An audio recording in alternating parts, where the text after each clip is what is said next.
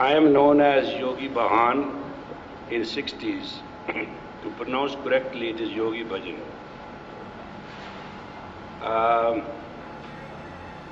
You have come here for help. Actually, you have not come for help. You have to come to here to learn. Where is your spirit? We people of this age cannot talk to you because we do not know your language. These people are all lying and they're going to lie you for our... There is a war between character and corruption.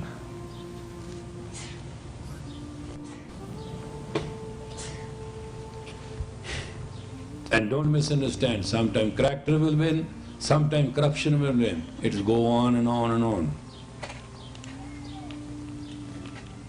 But if your motive is consciousness, always character will win. If motive is ego, always corruption will win. There are no two ways about it.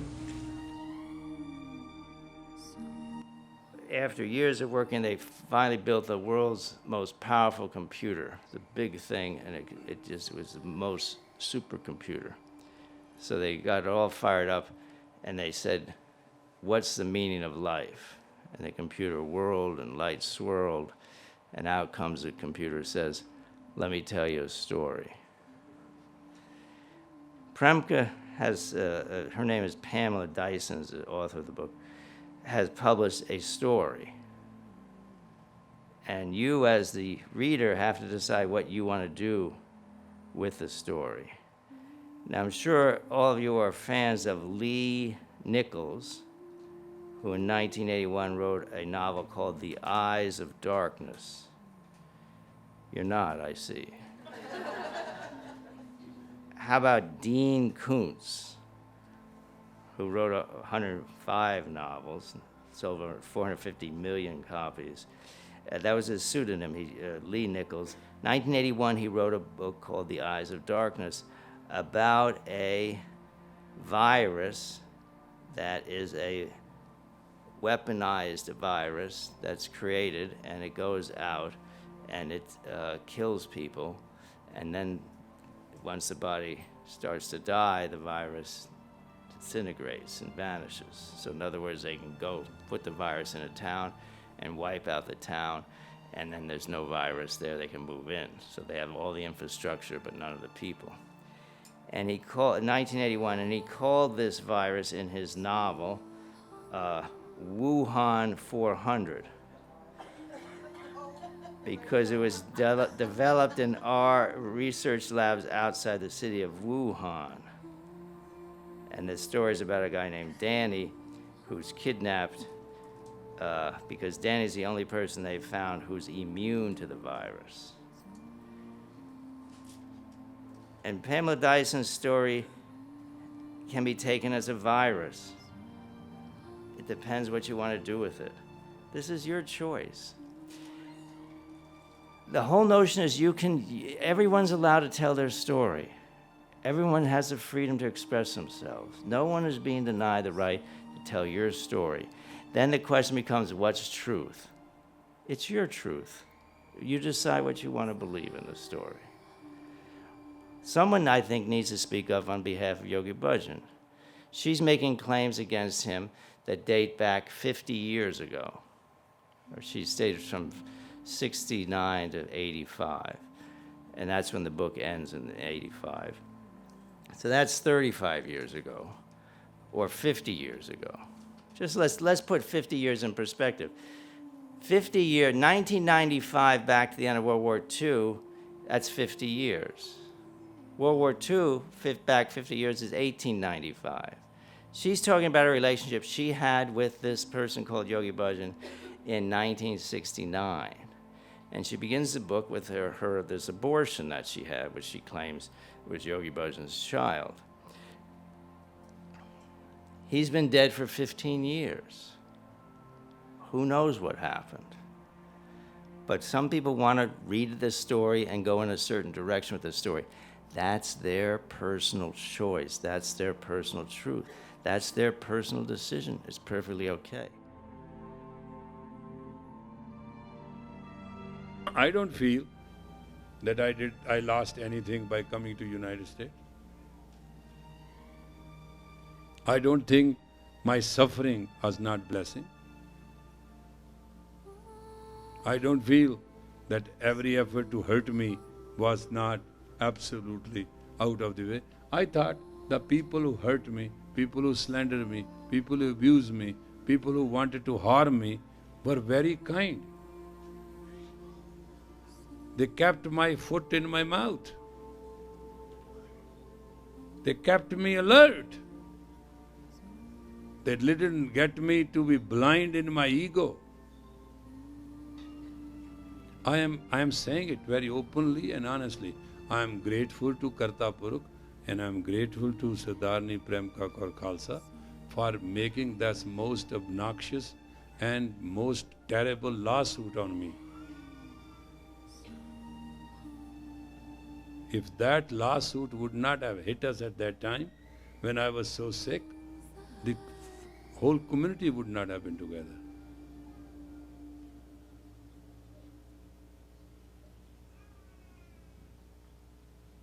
है बादे मुखालफ तेरा शुक्रिया, तेरी वजह से हम परवाज बैठे हैं. Oh opposite wind, thank you. By that grace, we are flying so high. Enemies are not bad things. They are wonderful people. They put the whole thing at risk to just keep you so that you can pray. Because when you are in love, if you do not pray, then in fear you will. There are only two forces, love and fear. Either a person will relate out of the fear concept, or a person will relate to you out of love concept. There is no other concept.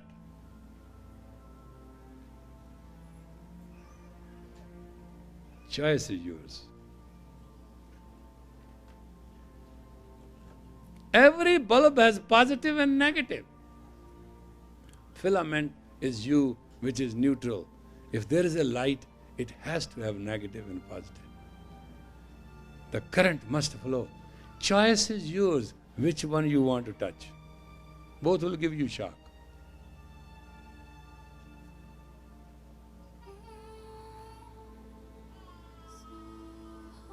Life is not given to you just to create a nuisance. You take the life and create the nuisance.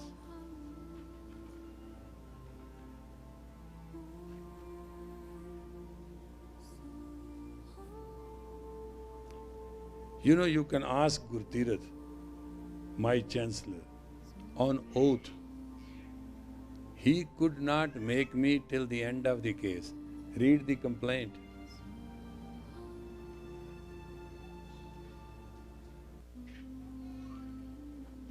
He said, sir, read it. This is a lawsuit against you. I said, no, don't worry. I love them. He'll be taken care of. Because a relationship and love cannot be cashed in vengeance.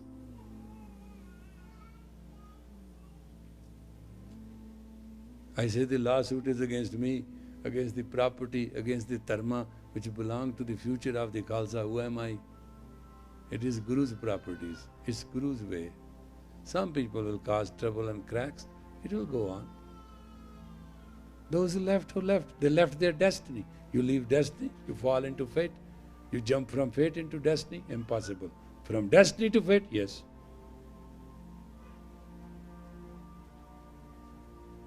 If you give distance to your destiny, you have the right of free will. That's all is called my will, free will, and all that.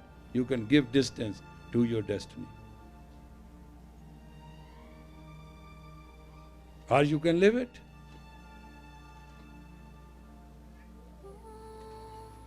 What's not being told is that after Premka is her name, Yogi Bhajan names her Premka, which means beloved, and he instructs her to write Peace Lagoon, which is the English translation of the Sikh prayers. One day I was sitting there and I said, Premka, you got to do some job. She said, what? I said, don't say like that. It's a good job. And I told her to write down a book, Peace Lagoon, and translated a few banis in it. Why I said that? In the beginning of the Peace Lagoon there are two poems which she wrote in the consciousness of a disciple to master. No disciple has almost touched to that level in English. The highest disciple love letter is written by Guru Arjan to Guru Ramdas, and we call it Shabad Hazare. It was desired to translate all that, because when I read her those two poems, the impact of those poems were that I, in my own consciousness, humbling myself before God and Guru, felt very sincerely that Premka, if puts her heart into it, she can translate Gurbani in befitting English. After she prepared all that translation, the rough copy of Peace Lagoon, she asked me another American question: who will print it and why I have done what I have done? I said, just keep it with you, anywhere we go, that's all. So she carried that big bundle of papers with her, angrily annoyed that if this whole work gets lost, how can I do it again? And why he's making me to carry? Mind was very devoted, but very doubtful at the same time. Because Pamela and Premka are two different consciousnesses, and change has to take place. But things must be done gradually. So what was the consciousness asking for and questioning at the same time were two different consciousnesses. So anyway, she carried the book.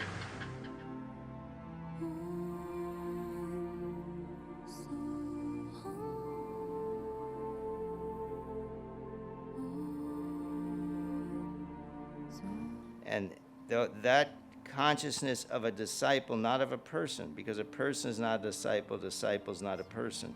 So she has the flow of the poet. She has the flow, and that's why the book is convincing, it's compelling. And read it.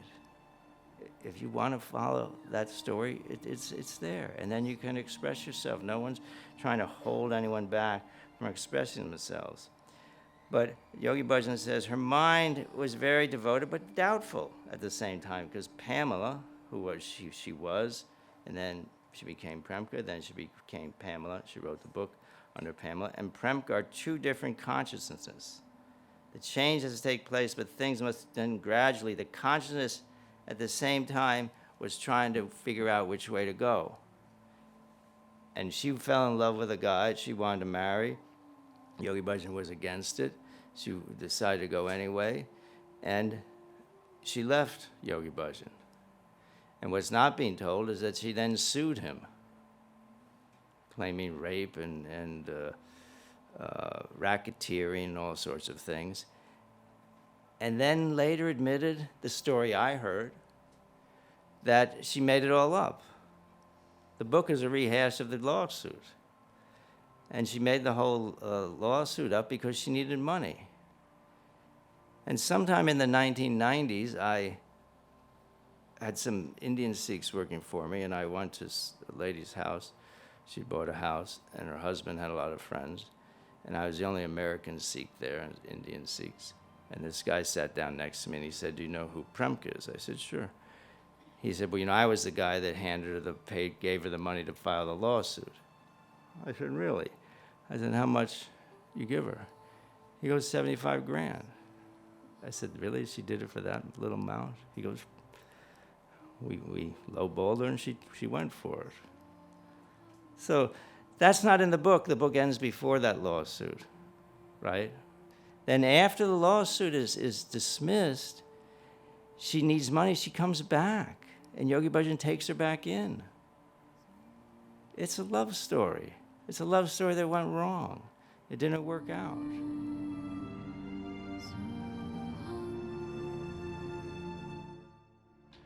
Just understand, 18 years we have been calm and quiet, and slowly there was some leadership which could not be the leadership, they left. They could not deliver the leadership. I mean, so you can make somebody a leader, but it is not essential that they will deliver the leadership. And when they did not deliver the leadership, they had no way to just be the leaders. So they decided not to humble themselves, but to leave. But they are interlocked. You have to understand that. So they couldn't leave. So we always in this 3HO has a dropout center, always. I mean, from day one. And now this dropout center is developed into lawsuits, Now, the flag bearer of this foundation, Sardarni, Mukhya Sardarni Sahiba, Sardarni Premka Kaur Khalsa, this Secretary General, claims in the case, that's her claim, that this dharma is a racketeer. That's her case. And collecting the swand or asking any collection in money is racketeering. That's her claim in the case. And do you know, for all these years, she's the one who was sending the letters? Are you aware of that? You must have received those letters. She was the one who was in charge of it, initiated it, developed it, and worked it. And now she says, I am racketeering. You can't find one letter from my side asking you to pay this one. There's none. And this is a lawsuit.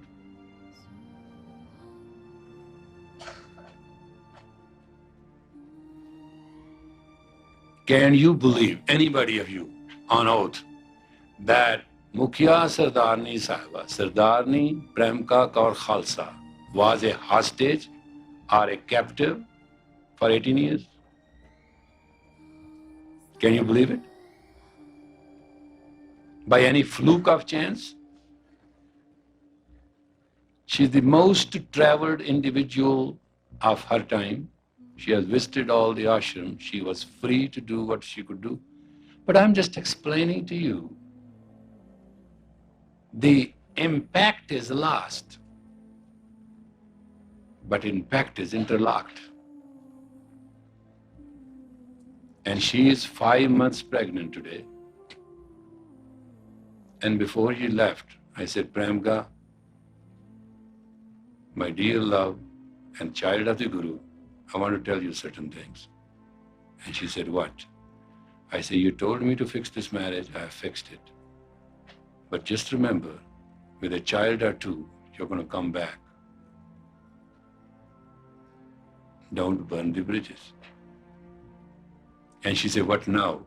I said, just give me a period of grace so that I can just do it in a way which is just befitting to you, not befitting to me. You are not an ordinary person, and you can't do certain things which you are trying to do. What else? I say, here the life is paid. In your world where you're going, you have to pay the bills. And you're not going to like it. Then she told me, God above me, in Guru's presence, you will be proud of me. Here we go. Because the impact is interlocked. It cannot be separated. Love has turned into hatred. Life is turned into misery. Higher consciousness has turned to lower consciousness. There's nothing to it.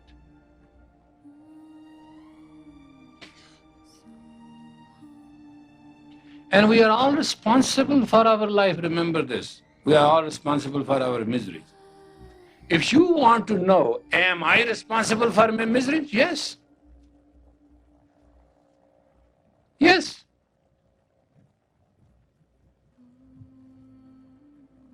If tomorrow I am asked to deny anyone, I shall not.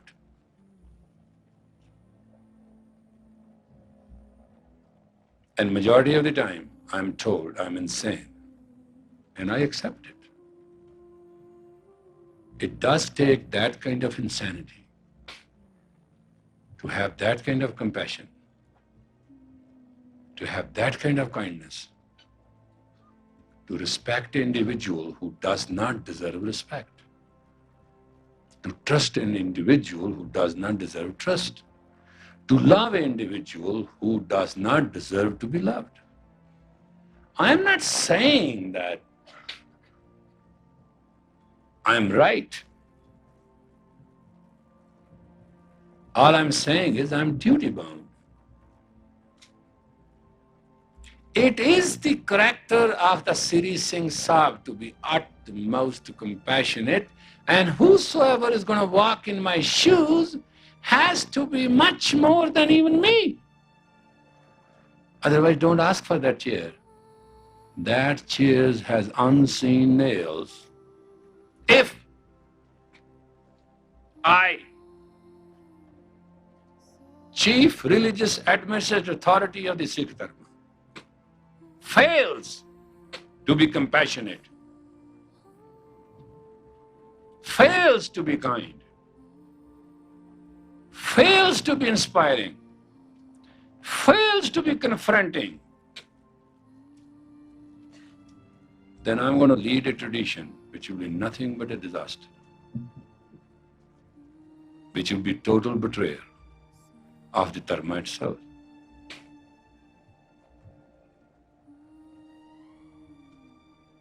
Because with everything, impact is locked.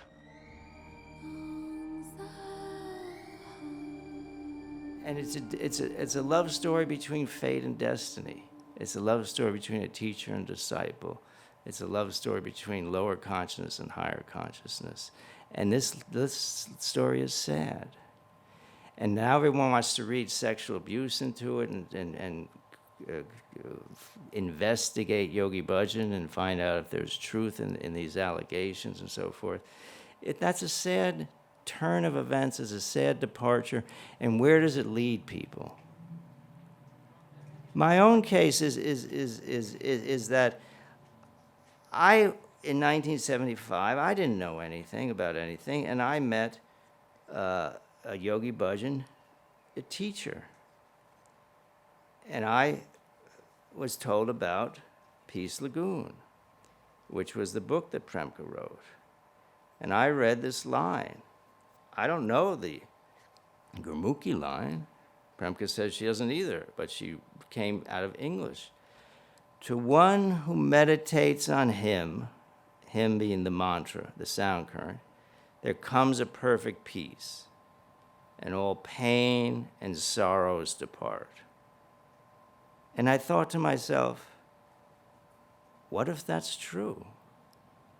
What if I could meditate on the mantra, I could have a perfect peace and all pain and sorrows depart? I'd never heard such a thing. I didn't know such a thing could be true. And so I did. And you know what? It worked. And then the only other line I remembered is meditating on the name, the mantra, one gains all wealth of earthly goods, of mental powers, and ascetic pleasures. In the illumination gained from the thought of the mantra of him is found all knowledge, all devotion, the essence of all wisdom. I've been inside those two lines for 45 years. And that's guided me, and it was Premka the poet that gave that to me. And then she wandered off. She took fate. Every human being, what story do you want to buy? Which story do you want to listen to? Which story do you want to explore? Which truth do you want to go look for? The truth that's in the fate or the truth that's in the destiny? Pamela is a story of fate. This white bird in the cage is by Pamela. Peace Lagoon is by Premka. Which way do you want to go look? Do you want to go explore someone's version, someone's story of Yogi Bhajan's behavior, and he's 15 years left the planet, right? And this particular lady already tried to sue him on these grounds and then admitted it was false. That's not being discussed. They want to investigate allegations. Allegations of what? Someone that got lost in fate. That's the tragedy of a human life. If the story is you have destiny and you have elevated destiny, and you can give distance to your destiny, and if you give distance to your destiny, you can fall into fate.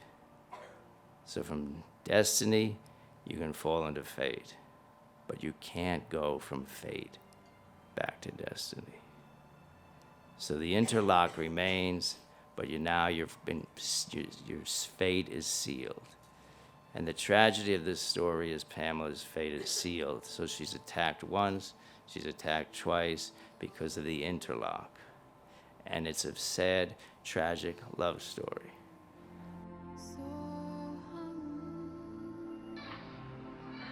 And maybe many of you may be just like Premka.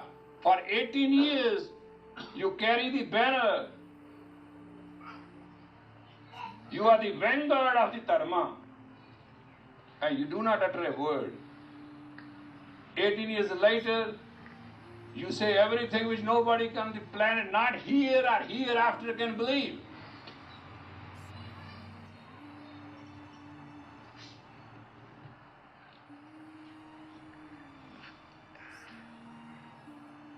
I'm asking you in the presence of the Guru, answer my question.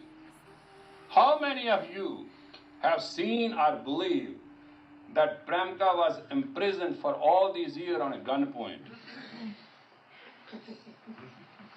I'm asking you.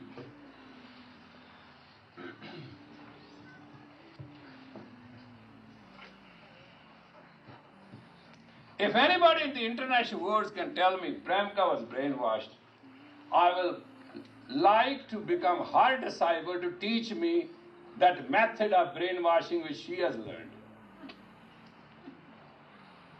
But just remember, when the mind flips, when the coin flips, then head becomes the tail.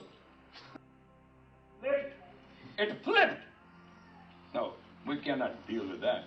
It's a long story. But let us cut it short. After that flip, they have so much anger and pain. What they have lost, gain. Premka claims $25 million from me. Knowingly as a Secretary General, I don't have that. Knowingly when I go before the Guru, I take $1 from somebody.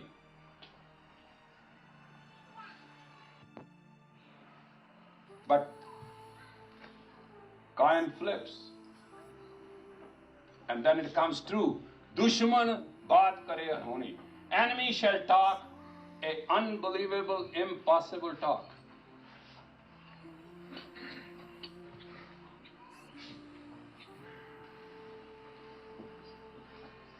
We did not ask them to leave Dharma.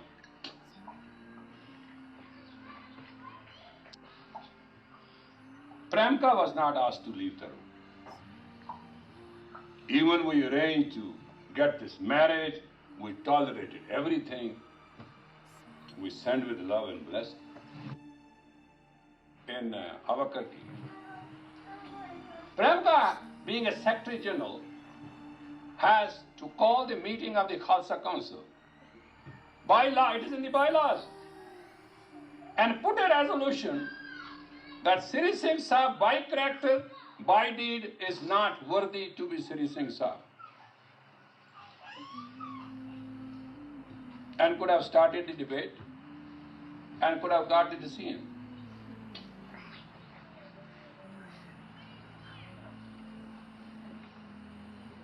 What I'm trying to explain to you, people don't do what they should do or what they are supposed to do.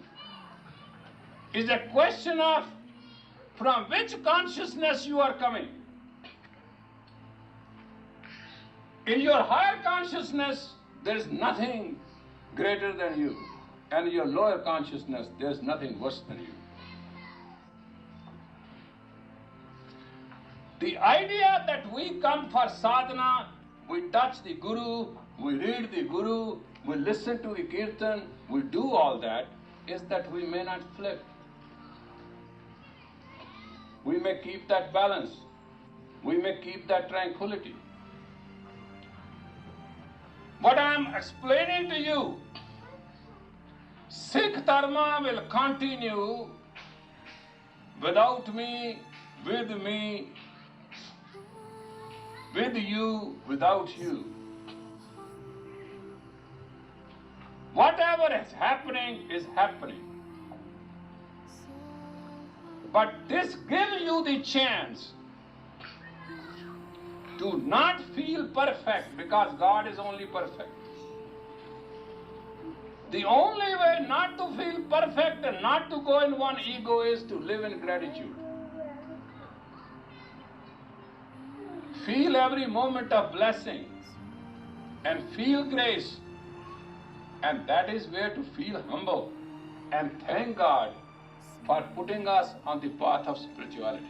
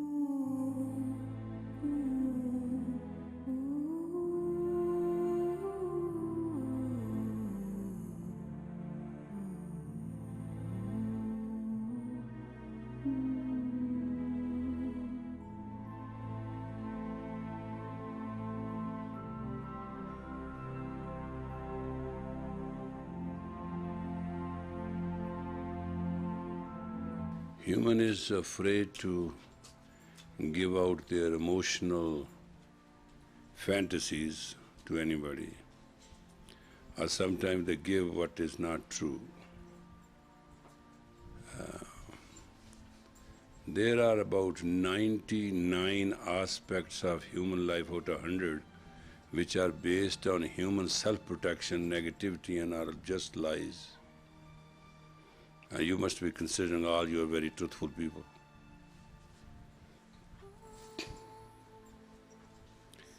And it is so habitual that human mind creates these lies for the satisfaction to cover that mind may not go near to the reality of the positive self. And this way, we repeat the lies indirectly, directly, subjectively, objectively, indirectly, creatively, non-creatively, and sometimes destructively. This is all human nature. It's not something somebody is forcing us to do. When it comes to the shove and push, it is one individual against another individual. There's no cross-reference. It's not somebody is superior or somebody is inferior.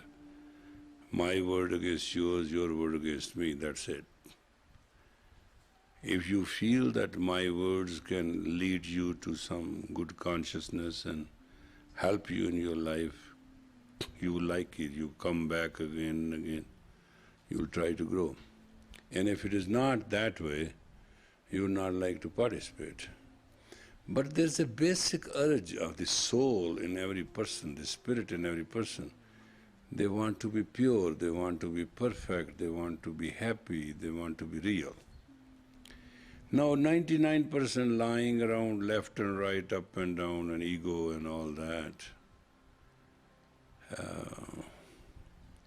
How much truthful you can be, and how much happy you can be, and how much things you can twist in your favor. It's not practical, because lies have no problem. Lies are just truth which you manufactured. It's your truth. Lie is not somebody's truth. Lies is your truth. But the nature won't support it. That's the problem. Environment does not support lies, emotion, commotion, fantasies, and non-realities. Non-reality is to harm somebody, non-reality is damage somebody, non-reality is vengeance, non-reality is what they call jealousy. There are all categories in which you want to damage yourself or any other person is non-reality. Because that's not what you're born for, that's not your reality. So it's your non-reality.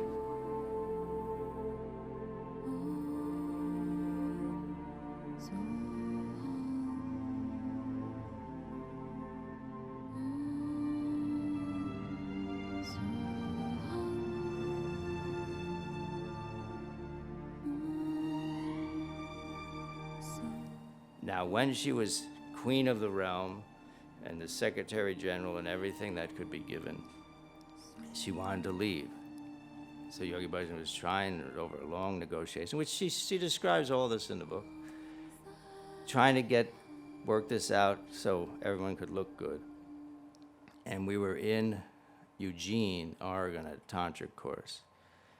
And Yogi Bhajan had gotten on the plane, and Premka handed me some flowers and said, give it to him. I got on the plane. I gave the flowers to Yogi Bhajan. He took them. He said, who are these from? I said, Premka.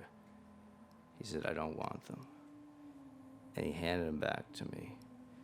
And he looked me in the eye, and I saw infinite sadness, the most sad look I've ever experienced before or since. That's essentially, she had fallen into fate. And then before the story broke publicly that she was leaving, Yogi Bhajan came to me in a dream that morning, and he said, I wanted to take Premka to deeper love of the Nam, of the mantra, and she didn't want that, she wanted sexual love. And then he said that this guy you want to marry is not going to be able to support you in the style you're accustomed to, and sure enough, that's what happened, and that's why she had to file the lawsuit, collect the money, and try to struggle along. And then one year, some years later, Yogi Bhajan comes one night to me and he says, we need to go find her. I'm in the dream space. And I said, who we have to find? He said, Premka, come with me. And we went looking. And we went looking everywhere. And in my experience of that dream, this went on for years and years, and I was getting exhausted, more tired. And I said, we can't find her, we're not gonna find her on this planet, off planet, wandering around almost endlessly. He said, we have to keep looking. But Premka had gone, and we never found her. Finally, he said, okay, you can go back now. So what I spent many years in that dream, looking. And that was the love of the master for the student. That was the love of the teacher and the disciple. Or that's the beloved. And you can go into Peace Lagoon where Premka wrote 2 poems that are her poems. And you can read those and understand what the devoted consciousness is like.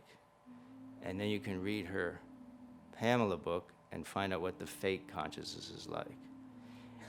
And it seems, because perhaps it's the gift of the poet that's still alive in her, that she has put quite a number of people in a trance who now want to journey into the fate currents looking for sexual misbehavior by Yogi Bhajan that dates back 50 years or 35 years or who knows how long, and a man who's been dead 10 years or 15 years, and they want to do what to his reputation?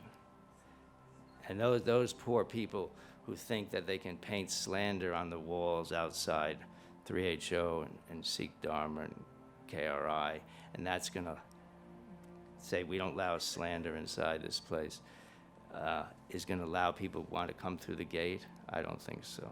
I think that they've gotten essentially bewitched by someone who still has the power to cast a spell, and they're now looking, for all the dirt that they can find under some guise of the truth will set you free. Truth doesn't set you free. What sets you free is the direction you decide to take. Fate is just as true as destiny.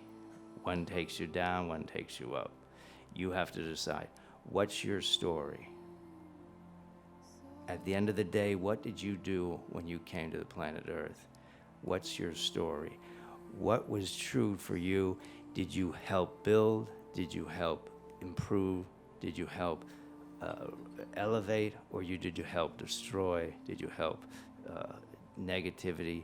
Did you help more pain? Because what's your story? And that's you as the reader. You have to decide what story you want to follow. And you have freedom to follow any story you want. No one's voice is being muffled or denied. Just tell your story. But is it a story that's going to help humanity, help the planet, or is it a story that's going to help destroy and cause pain, cause doubt? We have people from organizations inside 3HO saying our hearts are broken. Your hearts are broken, why? Because you've bought the poet's dim voice of fate, and somehow you got caught in the rocks of pain and destruction, and you're being bounced around. And the terrible, terrible curse is doubt. Where you start to doubt which way you're supposed to go. But it's always very clear in your own consciousness which is your destiny and which is your fate. And you have to decide. There's a dark, there's a light, there's a night, there's a day, there's a sun, there's a moon, there's a right, and there's a wrong. And that's the way it is. And which story are you going to follow?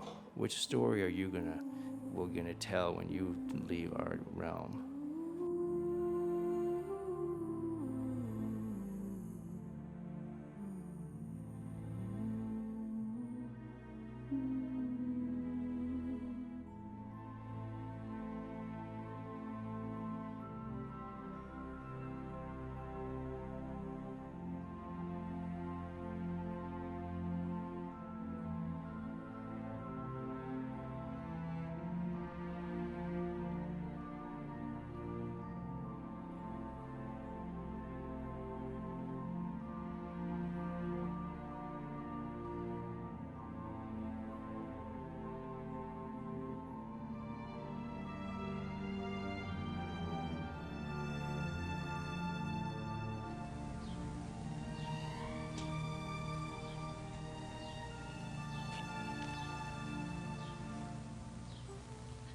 A lot of people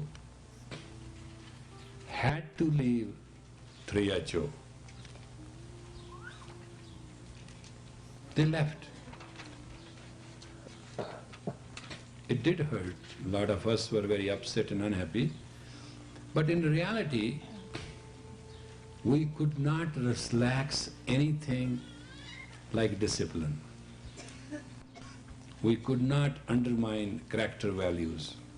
We could not barter because of our emotional attachments. In certain cases, I really love those people and still love them and will love them always, but I could not do a thing for them. I was totally helpless. Absolutely helpless, honest to God.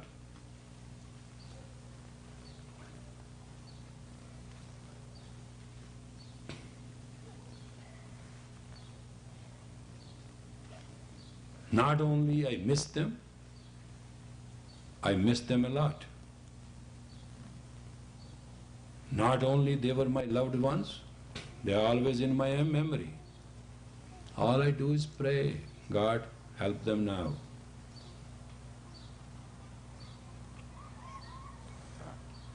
But there should be no misunderstanding that I shall relax any of the rule. Because in my consciousness, teachings have to be kept pure. People may be pure, may not be pure. Teachings cannot be polluted. I shall not add a thing, subtract a thing.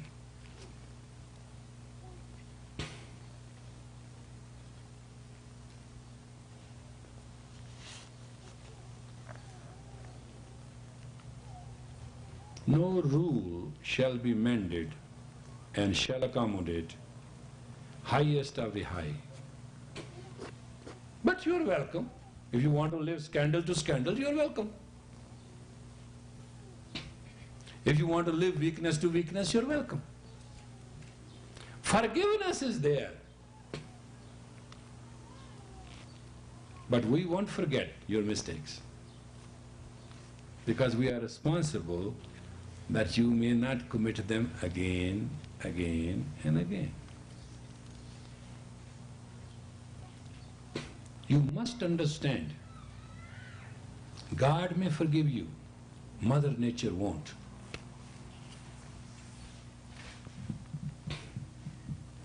You understand?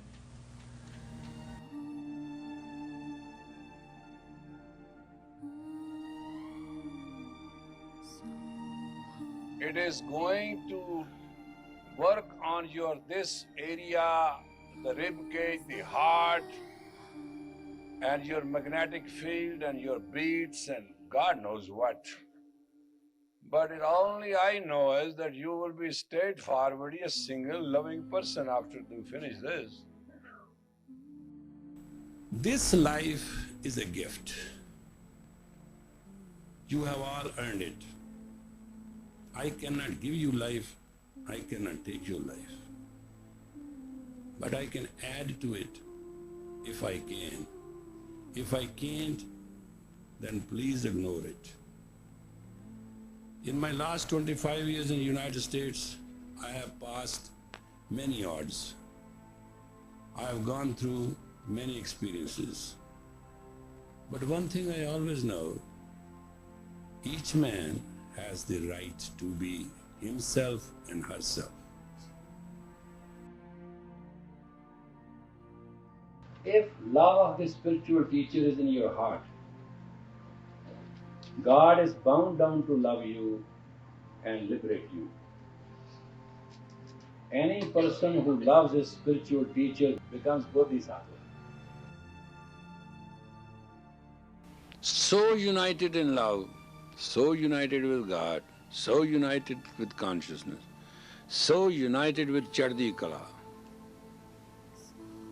When everything, believe me, everything fails, he walks little more to the victory. That one line you sing, when things are down and darkest, we walk, that's a yogi.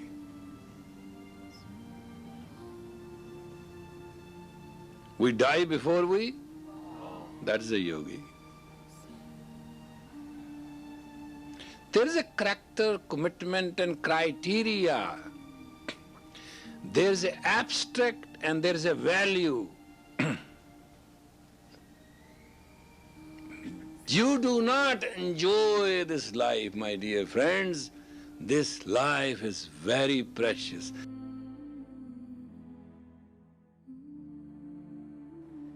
And he says in this book, God, Good and Goods, he says, once I asked my teacher, what's the definition of a spiritual path? He said, son, it's a rose petal. It's an opportunity. There's exactly as much life as that petal. And it is so beautiful and sophisticated as that petal. You totally be it, or you miss it, and it will never come back again. It'll never come back again. Otherwise, all you will have is a dry rose petal, and you can powder it, but it will never be what it was.